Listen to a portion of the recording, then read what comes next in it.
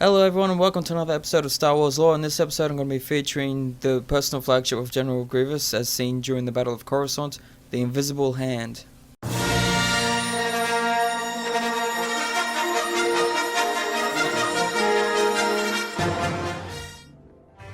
Invisible Hand began life as a Trade Federation vessel before the formation of the Confederacy of Independent Systems. It was built by the Free DAC Volunteer Engineering Corps on Pamant, and the ship was one of the first of its kind, and it was instantly snapped up by Viceroy Newt Gunray, who made it his own personal flagship. Now, around this time, the Trade Federation was becoming more confident again after their defeat at Naboo and their subsequent ineffectual censoring by the Galactic Senate. It wasn't long after that Viceroy Gunray led the Trade Federation into the CIS, and the Clone Wars began. The Invisible Hand was soon to change hands, however, a matter that helped spark one of the lasting grievances within the Separatist Council. Early in the war, General Grievous, the cyborg commander of the Separatist droid armies, had lost his own flagship, the Malevolence. This had been a source of some small satisfaction to Newt Gunray, who hated the general for the preferential treatment the creature received from Count Dooku. Now, in turn, Grievous despised the cowardly, pompous, idiotic Gunray, and it brought him cruel amusement to demand Gunray give up Invisible Hand to him, something quietly but pointedly insisted on by no less than Darth Sidious himself. Now, Vice Gunray was furious, but could hardly refuse. Now, after receiving the Invisible Hand, General Grievous became singularly effective in its use, and became widely known and feared throughout the Republic. To make matters harder for those hunting Grievous, another Providence-class ship, the Lucid Voice, was used as a decoy, making it seem like Grievous and his ship were everywhere at once.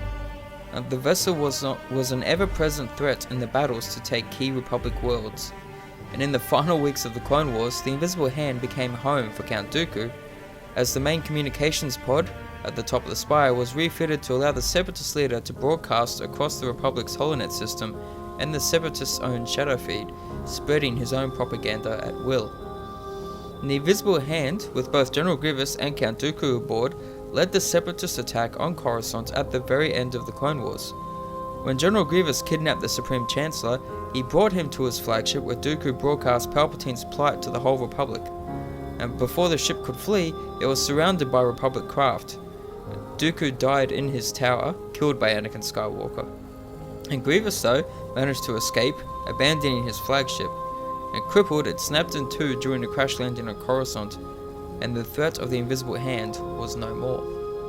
Now, the Invisible Hand was originally built by the Quarren, and the Quarren originally built ships designed for the Trade Federation, but they were quickly swallowed up into the ranks of the Separatist fleet on the outbreak of the Clone Wars. Now, there were two primary models of this Providence-class destroyer. There was the Carrier and the Dreadnought. Both were designed as lead warships in any fleet group, capable of surviving and indeed initiating open combat with other capital ships. Now, the Carrier/Destroyer Providence-class ships were about 1,088 meters long and bristling with weapons. What made them most successful, however, was their modular design. This allowed these huge ships to be quickly and effectively kitted out for specific tasks, meaning that Republic fleet groups facing one of the ships could never be entirely sure what they were up against.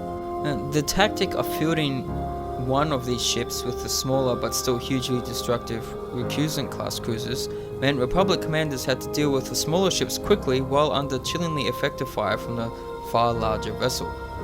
Now, the most infamous Providence-class ship was the Invisible Hand, as we've been talking about, flagship to General Grievous and briefly home to Count Dooku and his propaganda broadcasting service.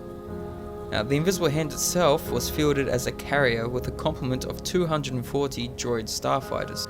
It also had an invasion force of around 125,000 battle droids stored on board, along with 160 transports to carry hundreds of tanks and other weapons, including hailfire droids, to the surface of any world Grievous wanted to subjugate.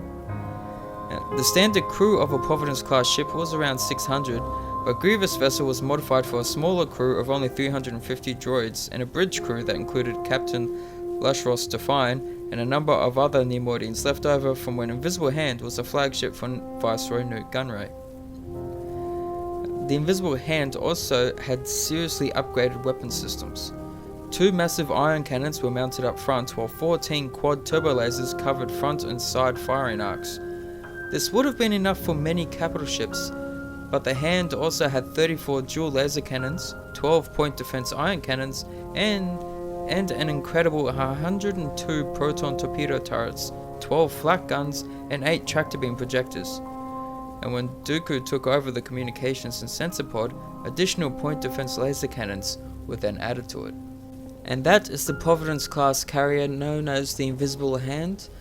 So if you like the video, be sure to leave a like, subscribe if you're new to keep up to date with all my latest videos. Be sure to leave a comment or two, let me know your thoughts on the video, and I will talk to you all on the next one. Have a good one, guys.